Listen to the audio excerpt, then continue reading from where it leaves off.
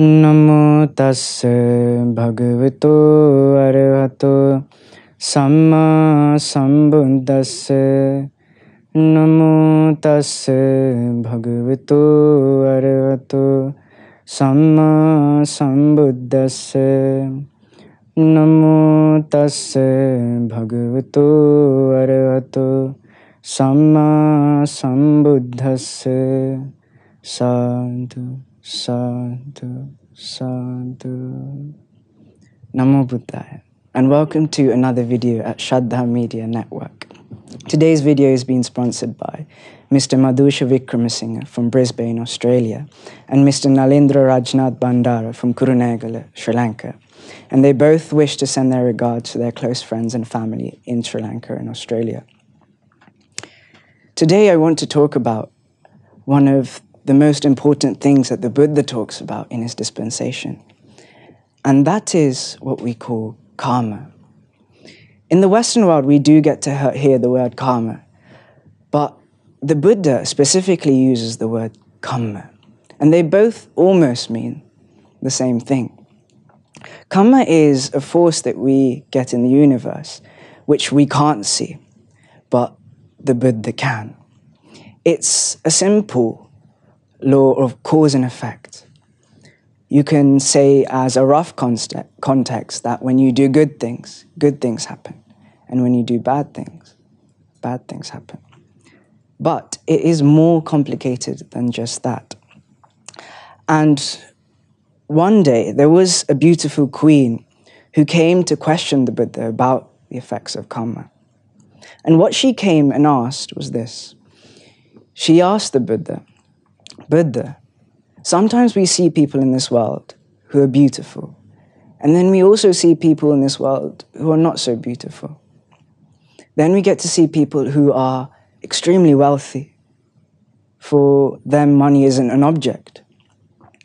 Then you get people who can barely afford their next meal, people who are not so wealthy. You also get people who are very influential, very powerful, people whose words are listened to by people around the world. But then you get people who are not so influential. In this way, you get diversity in beauty, influence, and wealth. The queen asks the Buddha, why is this? What is the reason behind this diversity?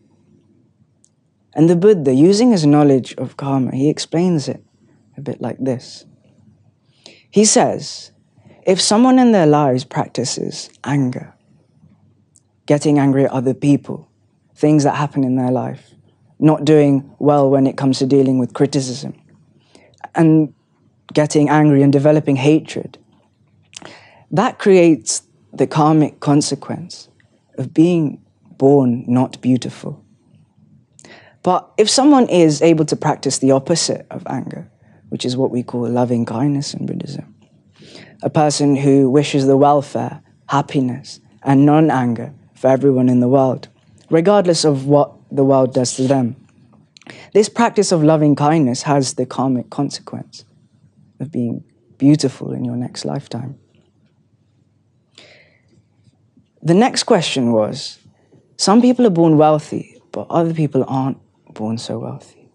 The Buddha explains this happens because some people in their lives choose to practice generosity. They decide to give what is difficult to give. They give the things that are valuable to them. And they practice this. And when someone practices difficulty, whether they're rich or they're poor, the karmic consequence of this is that they are born wealthy. But someone practicing a stingy life, a life where he doesn't give any of his possessions to others, whether they're poor or they're rich, whether they have things or whether they don't. If someone practices hoarding everything that they have, the karmic consequence of this greed is that in the next lifetime, they won't be born into wealth. They won't develop wealth either. And lastly, the queen asks about influence, because she says sometimes she sees some people who have wealth, they also have beauty, but they don't have influence. Just because they have wealth and beauty doesn't mean that they're automatically entitled or receive influence. She asks why this happens. The Buddha explains, influence and getting people to listen to your words comes from not practicing jealousy. The opposite of jealousy in Buddhism is what we call a term called altruistic joy. Altruistic joy is being happy at the success of other people, being happy when they do well in life, when they're succeeding, when their business ventures are doing better than yours, when they're doing better at school than you or at university than you, or they're better looking than you. Not being jealous has the effect of being born influential. But if someone practices the opposite, being envious of the people around them, their friends, family, their next door neighbors, they will be then born uninfluential. In this way, we get to see lots of diversity in the world. And it's not just beauty, influence, and wealth. It can be lifespans. It can be the conditions that they live in. It can be the country that they live in. It can be how many siblings they have, how many friends they have. The Buddha explains that all of these things are influenced by karma. They are influenced by kamma. But what's the point of learning about karma? What use of it do we have? The Buddha teaches us about karma so we can avoid what we call bad karma. Like a lot of religions and philosophies, Buddhism has a set of guidelines that its disciples should follow. The first precept that the Buddha asks his disciple to follow is to practice not killing other beings, not killing other animals or humans, whether they're big or whether they're small, whether they're harming others or whether they're innocent, whether they're for food or whether they're not for food. In any form, in any way, killing animals is what we call creating bad karma. And the karmic consequence of killing other beings, the Buddha explains, is that it leads to shorter lifespans. In your lives and in our lives, we get to see people who live well into their 90s. Then we get to see people who don't make it past their adolescent years.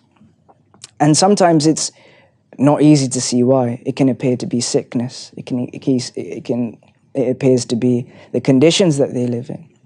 Yes, that also influences it. But the Buddha explains, there's also a karmic cause. And that karmic cause is killing other beings. Then you get people who might not kill other beings, but they might hurt them. They can be physical pain or mental pain. The Buddha explains that if someone is practicing a way conducive to hurting other beings, the karmic consequence of this is that when they are born, they are more afflicted by diseases, more afflicted by illness from their very young years. In the same way that we see in our lifetimes, we get people with various diseases and various illnesses. It's important not to point a finger and say the reason behind their illness is because of the things that they did in their past. But we should also know that it is caused by this karma. The third precept, the Buddha says, is one should always be faithful to one's partner. In subtle terms, it's not cheating on your husband or your wife. But the Buddha explains that if someone practices cheating and being unfaithful to their partner, this leads to not having friends and having more rivals in the next life that they are born into. The fourth precept the Buddha asks us to protect is to not tell lies. He says when someone practices not telling lies, in the next life that they will be misled and they won't be able to find the truth. He also explains something very interesting. He says that if someone practices lying, they are more likely to be blamed for things that they never did as a karmic consequence. And the fifth one is not taking intoxicating drinks and drugs. This includes alcohol and all the various other narcotics that you can find. The Buddha explains this damage is what we call mindfulness, or the control of the mind. And the karmic consequence of taking intoxicants is that you're more likely to be born with mental illness in the next life that follows. This is just 5 of the precepts that the Buddha explains, but everything that we do has a karmic consequence. Karma is produced by body, speech, and mind. Every push has a poor reaction. In the same way, everything that we do using our body, speech, and mind has a consequence. And you'll often find that it's much easier to create bad karma than it is to do good karma. It's much easier to steal than it is to give. It's much easier to be jealous than be happy at the success of others. And it's much easier to tell lies than tell the truth. But not just negative points of karma should we learn about. We also have to learn the positive side. So it pushes us to practice good karma. Just in the same way, those 5 precepts being broken leads to those negative consequences. Protecting those 5 precepts does the opposite too. So if someone doesn't kill animals, they'll live for longer. If someone doesn't steal and practices giving, they'll be wealthier. If someone doesn't cheat on their partner, they'll have lots of friends. If they always tell the truth, they won't be accused for things that they never did. If someone doesn't practice taking intoxicants, the next lifetime that they will be able to practice mindfulness, and they'll often be wiser. But there are also benefits of Kamma which are out of the raw horizon of precepts that we see. It's a more intricate thing than just talking about good. When you do good things happen, and when you do bad things happen. The Buddha explains this in a wonderful way when a young man comes and asks a special question about business. And this really shows the Buddha's ability to understand everything there is in the world when it comes to karma. This young man approaches the Buddha and asks, Buddha, sometimes I see people who start businesses, and as soon as they start, it doesn't even get off the ground. It fails immediately. Then you get to sometimes see businesses that start, but they don't meet the expectations of the owner. Thirdly, you get to see businesses which start, and they meet the expectations of the owner, but they don't exceed that. And finally, you get some businesses that start, that go beyond the wildest expectations of the owner. And this young man asks, Buddha, why does this happen? And the Buddha explains the law of cause and effect of why this happens. If you are familiar with Buddhism or Sri Lankan culture, you all know that monks are treated as people who are virtuous. And the relationship between monks and lay people is that the lay people will often give requisites to monks and support them so they don't have to look for food, for clothing, for places to stay and medicine. The lay people will provide these things, and in return, the monks will teach them the Buddha's dhamma and also use the requisites that they were offered to practice the path to enlightenment. If you're familiar with Buddhism, you also know that monks don't use money. I want to explain the Buddha's answer to this young man's question using a small simile. And if you know the context of Buddhist culture and Sri Lankan culture, you'll understand the simile that I'll use now. I want you to imagine that you are at a bus stop and you see a monk there who doesn't use any money. And you're in the mood to ask that monk, is there anything that you need? And this monk replies, it would be good if I had a bus ticket. And you then promise this monk, okay, sire, I'll buy you a bus ticket. But unfortunately, after 15 minutes, you get the thoughts in your head that monks are freeloaders. We don't want to support them. I'm not going to support them.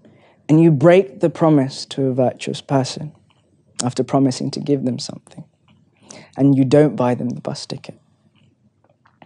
The Buddha explains the karmic consequence of promising to give something to a virtuous person, to a wholesome person, and breaking that promise and not meeting their expectation means that when you start a business for yourself, because you didn't fulfill that promise or fulfill the expectation in any way, the business will not reach your expectation and will not even start.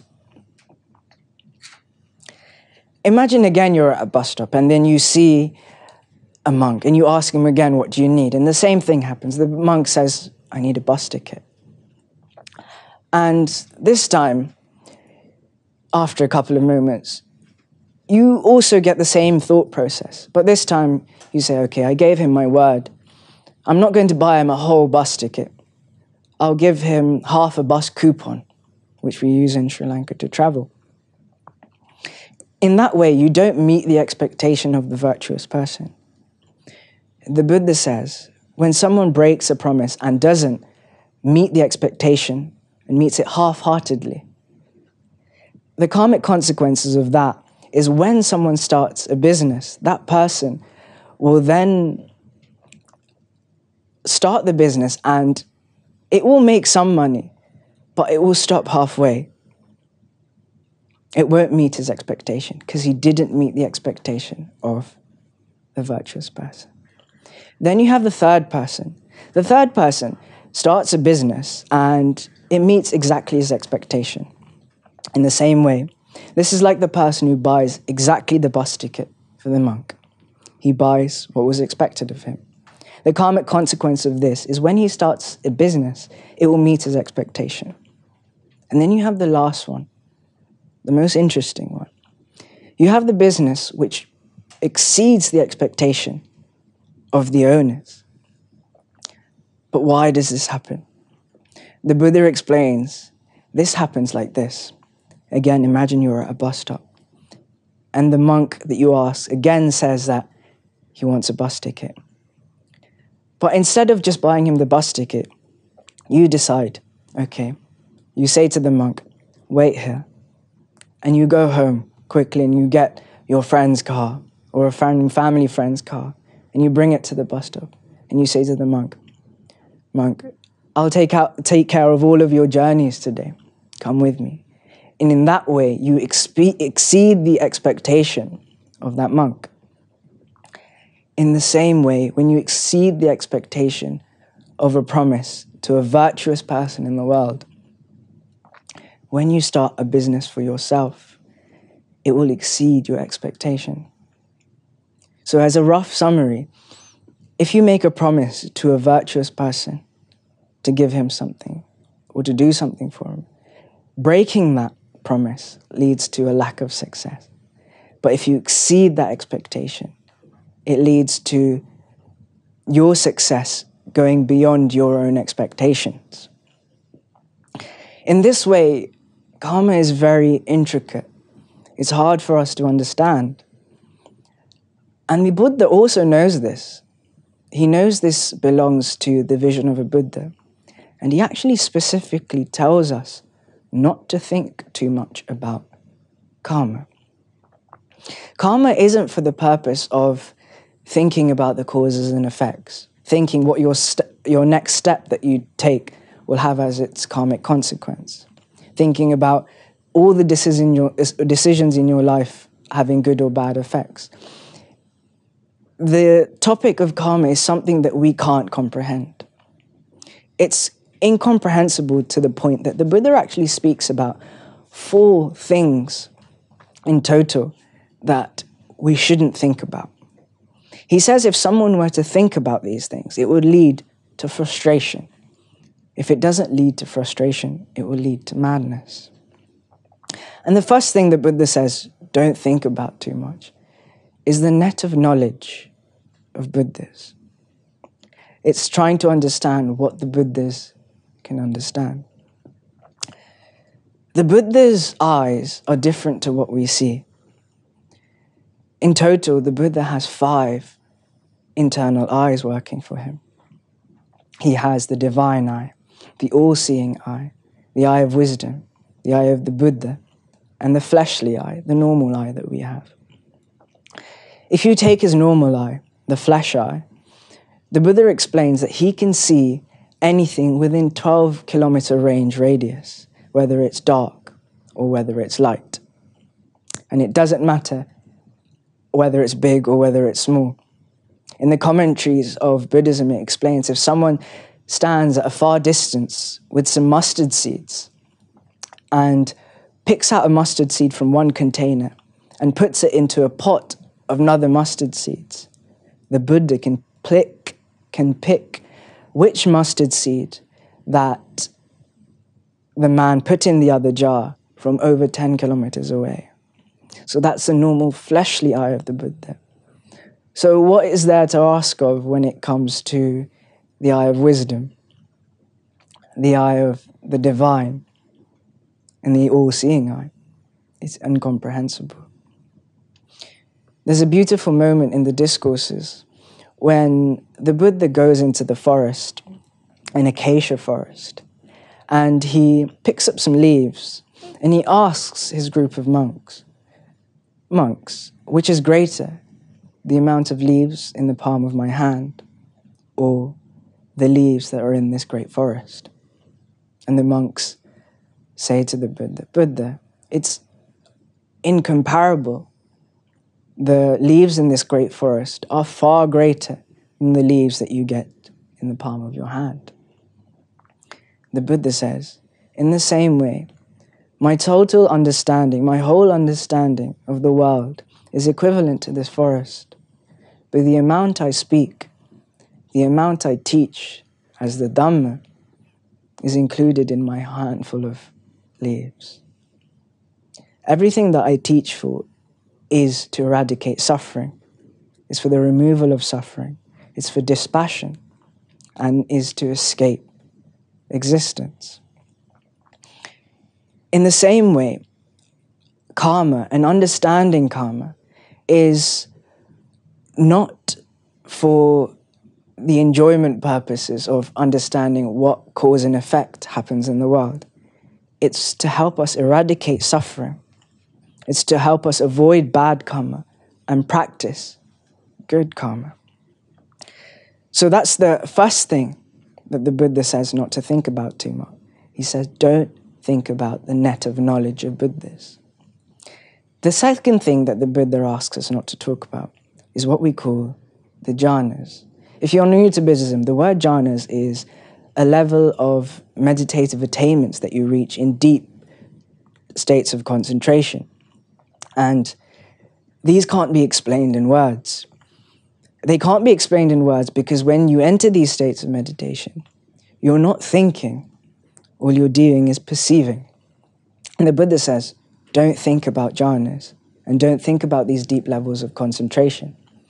He says, don't think about these things because it will either lead to madness or it will lead to frustration. The third thing that the Buddha asks us not to speak about is speculation about the world. When I mean speculation, I mean not talking about the future in the sense that what will happen in the future. The world will be like this, the world will be like that, humans will be like this, animals will be like that, the continents would have shifted like this, the sea would have moved like this. The Buddha says, don't talk about these things because we can't understand them. In the same way, if we asked people 2,000 years ago when Jesus was alive, what the world would be like in the 21st century, their guesses would be most likely entirely wrong. In the same way now, it's hard for us to understand what will happen in 2,000 years' time. So he says, don't talk about the speculation of the world. And lastly, the Buddha says, don't think too much about the field of Kamma. Don't think about the causes and effects in a way that leads to your frustration and to your madness. when it comes to karma and learning about it, it comes to the point where you'll learn about the good effects and the bad effects. And you can practice from your life now to be good. But when you learn about things, it's easier to fall into what we call remorse. Remorse about things that happened in the past, mistakes that you have made in the past. One of the reasons that the Buddha says don't think about karma too much is because no matter how much we speak about it, we won't be able to say exactly what the karmic effect will be. The Buddha explains that two people can do the exact same bad thing. Let's say, for example, someone goes into a shop and steals one thing, and the next person comes in and steals exactly the same thing in exactly the same quantity. It will appear like it's the same karma, but the two people will have two consequences and two effects. But why does this happen? The Buddha explains this using a simile called the lump of salt. He says, imagine two containers of water, one being a glass and one being a whole tub full of water. And you take 1 teaspoon of water and you put it into the small glass of water. And then you put another teaspoon of salt into the big tub of water. If you taste the small glass, what happens? You'll easily taste the saltiness. But what about the water in the big tub, the big container? Will you be able to taste the salt in it? No.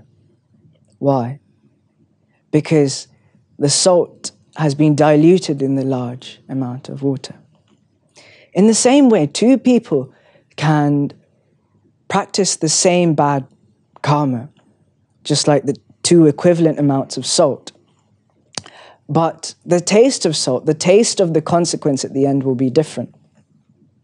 If we practice wholesome things in our life and we practice a lot of good karma, it dilutes the effect of the small consequence that we did, the small bad thing that we did in our life. But if someone in their life hasn't practiced good karma, has practiced a lot of bad karma, even the small thing will bear bad fruit. But whereas when it comes to a person who's done a lot of good things, who makes a small mistake in their life, the effect of that bad thing will be diluted away, and he won't experience the same thing. In this way, that we shouldn't judge the actions so grossly, but instead we should just practice protecting precepts, practice generosity, not being jealous, and these things, rather than concentrate on the effects themselves. It's really difficult for us to understand how the smallest of things can have an impact on our future. In the Buddhist dispensation, there's a beautiful character called Visakha, who's the chief patroness of the Buddha. And she loved giving and practicing generosity in the last lifetime that she was when she was living in northern India when the Buddha was alive. But when we read Buddhist texts, we see in her previous lifetimes, she also practiced generosity. And in one of her previous lifetimes, we see a really beautiful moment where she's offering food to the group of monks. And if you've ever given food to monks before, when monks don't want to be served anymore, they cover their hand with a bowl. They cover the bowl with their hands and they say, it is enough. And they don't leave any room for food to be put into the bowl. The same thing happened to Visakha in her previous lifetime when she was trying to give food to these monks. The monks simply said that they had enough. But Visakha in her previous lifetime was insistent. What she did was she kept praising the dish that she had made. And she said, please, monks, please, I want you to take this food. And the monks, out of compassion, opened up their bowls and accepted. As a karmic consequence of this action, Visakha in her last lifetime when she was alive, when the Buddha was alive. She was getting married at the age of 16. And when she was getting married in those days, her father was putting together her dowry. And her dowry consisted of huge things, valuable things, because she was the daughter of a treasurer. She was given elephants, horse, and oxen. And what happened was her dad went to a huge field which was full of thousands of elephants and a huge field full of thousands of horses and thousands of oxen. And what the father did was he chose a group of elephants and built a fence around it and labeled them as the group of elephants that would go with Visakha to her new home.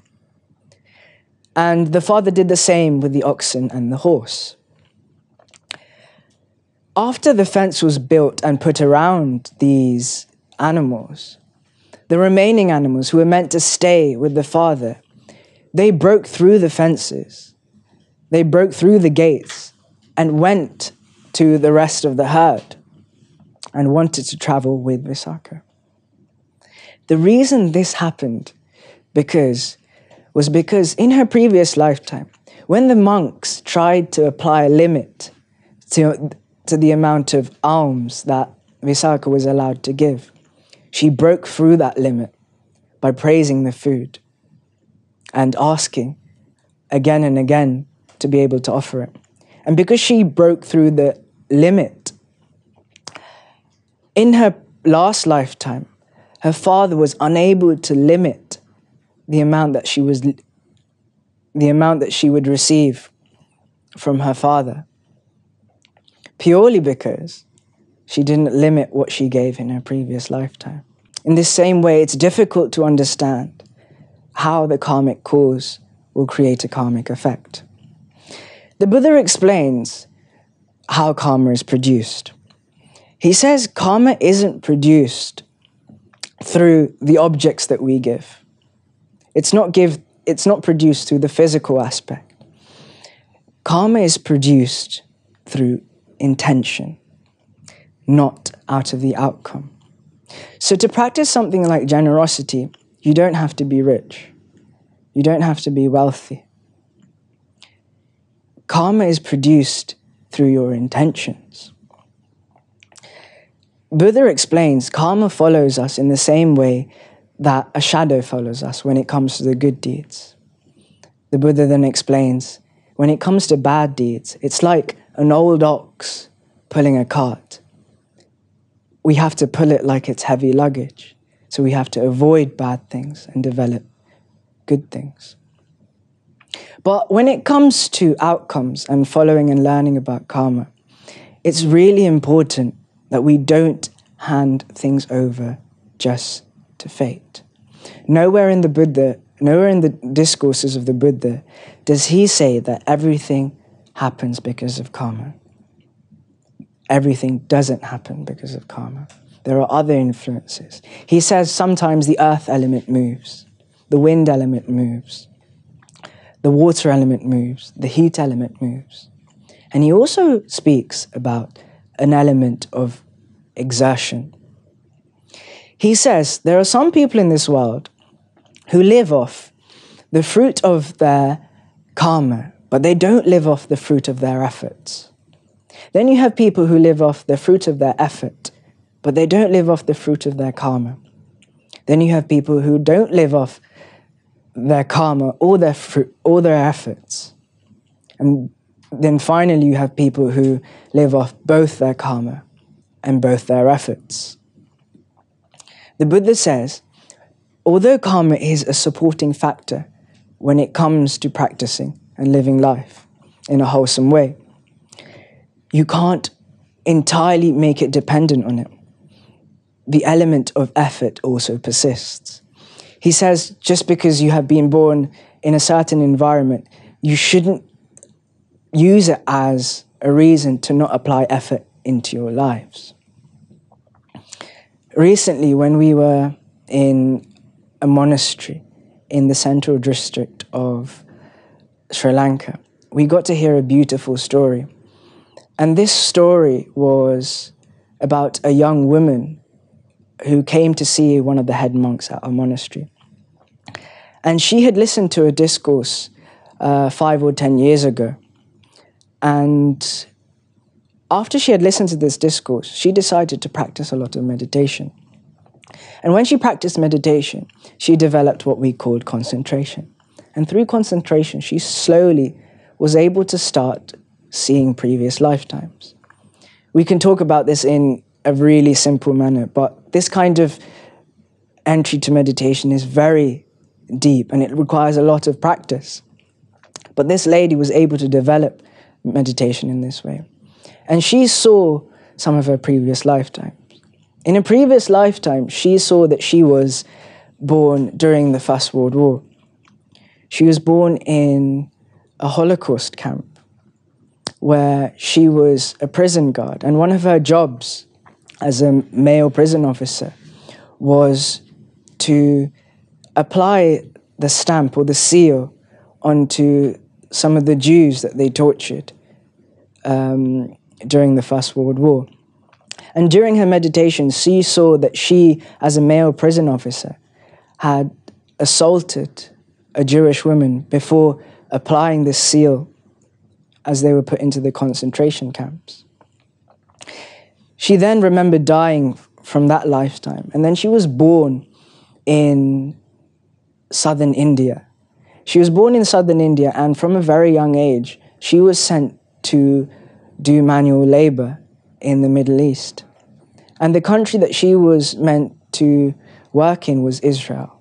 And when she went to Israel, she was given the job of looking after an old woman who was well into her 90s.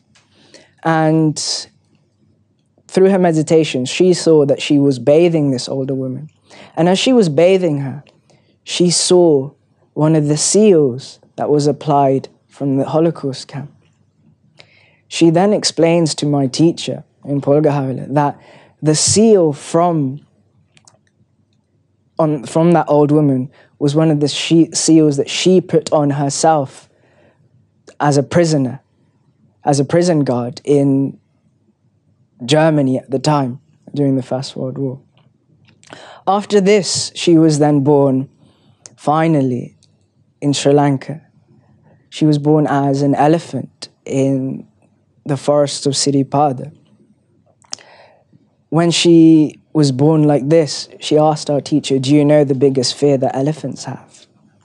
And she said, "The biggest fear that elephants have is that they think that the ground is going to fall underneath them every time they take a step." She then lived as an elephant for 30 years, and she died and has arrived in this lifetime that we have today.